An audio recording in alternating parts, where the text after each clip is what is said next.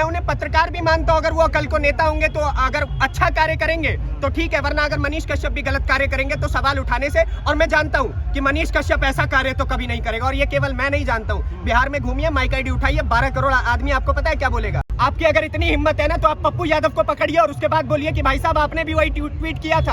आपकी अगर इतनी हिम्मत है आप दैनिक भास्कर को जाकर के पकड़िए। आपकी अगर इतनी हिम्मत है तो अमर उजाला, हिंदुस्तान टाइम्स, आज तक जितने भी हैं इन सभी को पकड़ के इनके ऊपर नेशनल सिक्योरिटी एक्ट लगाइए। लेकिन आपके अंदर हिम्मत नहीं है, क्योंकि ये सब देखिए, छठ पूजा आने वाला है और हम 12 करोड़ बिहारियों के लिए छठ पूजा जितना महत्व रखता है वो हम सभी जानते हैं, ठीक है। और ना केवल बिहार बल्कि आप उत्तर प्रदेश के पूर्वांचल वाले हिस्से में जाएंगे, वहां पे भी छठ पूजा का उतना ही महत्व है। और पूरे देश में हर जगह पर जहां पर बिहारी मौजूद है वहां पर वह छठ पूजा करता है और हमेशा प्रेम और स्नेह के साथ मांग करता है कि जो हमारी औलादें, हमारा जो बिहार है वो हमेशा सुरक्षित रहे, हमारा जो देश है वो सुरक्षित रहे। लेकिन जब बात हम बिहारियों की आती है तो हम ही लोग पिटते हैं।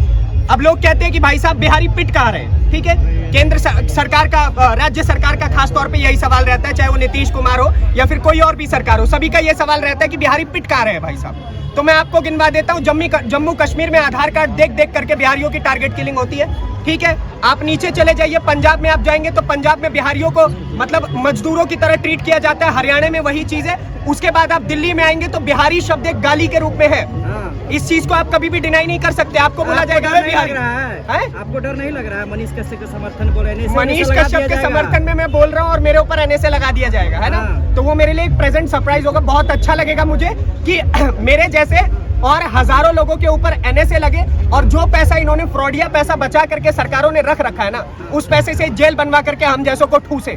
बहुत अच्छा लगेगा जब एक तरफ राज्य के सभी सच्चे वीर ना एक कमरे में बंद हो जाएंगे और वहां से आंदोलन और क्रांति लिखी जाएगी। आपको पता होगा कि भगत सिंह, सुखदेव सभी को जेल में डाला गया था और वहां से भी क्रांति उत्पन्न हुई थी। तो हम चाहते हैं कि हम सबको इकट्ठे डाला जाए और उसके बाद जब वो क्रांति उत्पन्न होगी ना, फिर बिहार और पूरा देश कहाँ पे होगा ये सभी के सभी देखेंगे। और एनएसए जैसे चीजों से डरना नहीं चाहिए, और एनएसए प्रूव नहीं हुआ है, ठीक है। जिस दिन प्रूव करेंगे वो लोग उस दिन बात किया जाएगा। कहा जा रहा है एजेंडा बात पत्रकार मुझे स्टालिन के ऊपर एनएसए नहीं लगा, तो आप क्या कहना चाहेंगे? ये पक्षपात नहीं है? बिल्कुल पक्षपात है।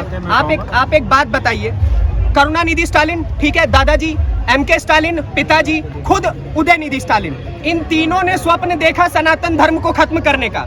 इनके दादाजी मिट गए, इनके पिताजी मिट गए, अब ये खुद भी कहां तक जीते हैं वो देखा जाएगा, ठीक है। इनकी 700 पीढ़ियां खत्म हो जाएंगी लेकिन सनातन धर्म खत्म नहीं हो पाएगा।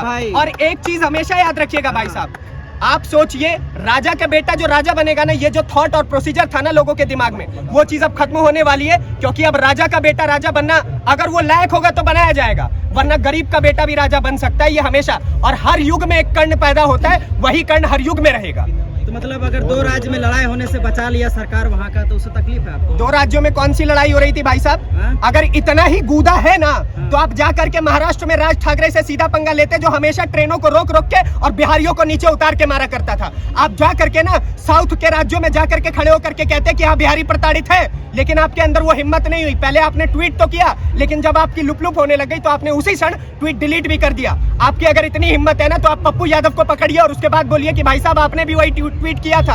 आपकी अगर इतनी हिम्मत है आप दैनिक भास्कर को जाकर के पकड़िए। आपकी अगर इतनी हिम्मत है तो अमर उजाला, हिंदुस्तान टाइम्स, आज तक जितने भी हैं इन सभी को पकड़ के इनके ऊपर नेशनल सिक्योरिटी एक्ट लगाइए। लेकिन आपके अंदर हिम्मत नहीं है, क्योंकि ये सभी उद्योगपति हैं, ठीक है। अगर ये अपना पैसा भिजवाना आपके कमरे में बंद कर देंगे तो सरकार आपकी कब गिर जाएगी। और ये जो बैनर पोस्ट अपना 1-1 लाख यूट्यूब सब्सक्राइबर पे लगा रहे हैं ना, वो भी लगाना बंद कर दिया जाएगा। तेज प्रताप को टारगेट कर रहे हो क्या? तेज प्रताप को बोल रहे हो?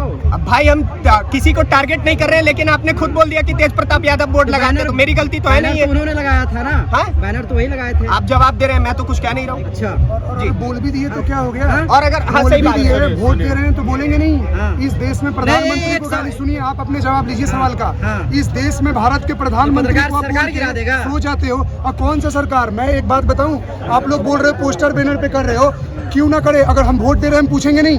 आप मोदी को उल्टा सीधा बोल सकते हो, देश के प्रधानमंत्री को, और अगले दिन सो जाते हो, ये तो फिर भी स्टैंड एक मंत्री है। बहुत छोटी सी बात पूछना चाहता हूँ, एक बहुत छोटी सी, नहीं एक सेकंड, एक बहुत छोटी सी बात पूछना चाहता हूँ। संविधान के कौन से पन्ने पे लिखा है कि किसी मंत्री के बेटे को या फिर किसी मंत्री को, किसी प्रधानमंत्री को, किसी नेता के ऊपर हम सवाल नहीं खड़ा कर सकते हैं? कौन से पन्ने में लिखा है, बस इतना बताइए मुझे, जो मैं तेज प्रताप को नहीं बोलूंगा या तेजस्वी यादव को नहीं बोलूंगा। कौन से पन्ने पे लिखा हुआ कि सरकार 180 दिन में गिरा देंगे? आप सुनिए, कौन से पन्ने पे लिखा हुआ? कहाँ पे पत्रकारिता किया हो ना, बताओ। हाँ, आप जो कह रहे हैं ना कि कौन से पन्ने पे ऐसा लिखा सही है, एक पत्रकार आप बोलोगे कि मोदी जी का सरकार गिरा देंगे?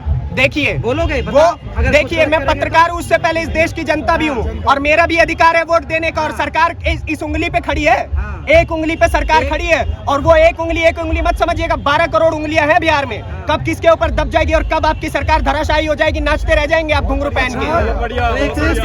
तेज प्रताप यादव ने बोला था, एक उनका स्टेटमेंट था कि प्रधानमंत्री मोदी का पीठ फाड़ देंगे। ये शायद होगा, आप लोगों ने देखा है कि नहीं, उन्होंने स्टेटमेंट पास किया था। तो देश के आप प्रधानमंत्री का पीठ फाड़ दोगे, किसी का नट्टी दबा दोगे, ये सब स्टेटमेंट पास करना इज गुड, बट आपका सरकार क्यों नहीं गिरती? नहीं है कि सरकार महाराष्ट्र में नहीं गिरी क्या, बिहार क्या उसमें नहीं गिरी? आप गलत करोगे, आपकी सरकार गिरेगी, आपका जनता का मन भर जाएगा, हटाएगा। और दूसरी बात, वोट देने वाला नहीं पूछेगा क्या? आप एहसान कर रहे हो, आप बोलते हो बीजेपी रोड बनवा के, हॉस्पिटल बना के, एयरपोर्ट बनवा के कोई एहसान नहीं किया, तो तुम भी याद रखो, तुम लोग भी एहसान नहीं कर रहे हो। सरकार चुन रही है, जनता का टैक्स ले रहे हो तो तुम कर रहे हो, तो तुमको चुना गया है, चुने हुए लोग हो, तो तुम ही से सवाल पूछेंगे क्या? मध्य प्रदेश के सरकार से सवाल पूछोगे? अच्छा नीतीश भाई, सवाल हमारा ये है जी कि आपने तो बोला कि एक उंगली है, आपने बोला कि मनीष कश्यप का मतलब जो सरकार गिराने के बाद का वो सही है, आपने इस चीज को डिनाई किया। मनीष कश्यप को आप पत्रकार मानते हैं या नेता मानते हैं? मनीष कश्यप एक ऐसा व्यक्ति है जो बिहार के बारे में सोचता है। वो पत्रकार होने से पहले भी जब वो फेसबुक लाइव पर आया करते थे और अपने हाथों में कीचड़ उठा करके दिखाया करते थे कि बिहार की हकीकत क्या है, आपने वो चीजें भी देखी होंगी। और जब वो पत्रकार बने, जब उन्होंने माइक आईडी उठाई, तो भी वो उसी स्टेटमेंट पे टिके रहे। पत्रकार है, पत्रकार के समर्थन में उतरे, आप क्या मानते हो? मैं उन्हें पत्रकार भी मानता हूं, अगर वो कल को नेता होंगे तो अगर अच्छा कार्य करेंगे तो ठीक है, वरना अगर मनीष कश्यप भी गलत कार्य करेंगे तो सवाल उठाने से। और मैं जानता हूं कि मनीष कश्यप ऐसा कार्य तो कभी नहीं करेगा, और ये केवल मैं नहीं जानता हूं। बिहार में घूमिए, माइक आईडी उठाइए, 12 करोड़ आदमी आपको पता है क्या बोलेगा? भैया में भैया, मनीष भैया, समझे? तो मनीष भैया हमेशा टॉप पे रहेंगे।